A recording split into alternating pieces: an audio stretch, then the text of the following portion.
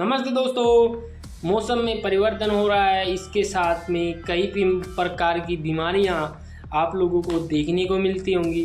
और आज हम एक ऐसी बीमारी के बारे में बात करेंगे जो आमतौर पर बच्चों से लेकर बड़ों तक सब में उत्पन्न होती है या सब में हो सकती है। तो दोस्तों, आज हम बात करेंगे खांसी के बारे में। यह बीमारी एक वायरल संक्रमण है, यह एक दूसरे में फैलती रहती है। तो इससे बचने के लिए हम आप लोगों के लिए बेस्ट सप्लीमेंट जो कि है डॉक्टर नेचर वेलनेस का वासामृत सिरप, इसको यूज कीजिए। और आप अपने बच्चों को मेडिकलों पर मिलने वाली केमिकल दवाइयाँ, वैसे कफ सिरप जैसे अन्य प्रकार की दवाइयाँ जो आपके बच्चों के शरीर के लिए बहुत ही ज़्यादा घातक हैं, उनसे बचिए और आप खांसी की वासामृत सिरप यूज कीजिए और हेल्दी रहिए। नमस्ते दोस्तों, थैंक यू।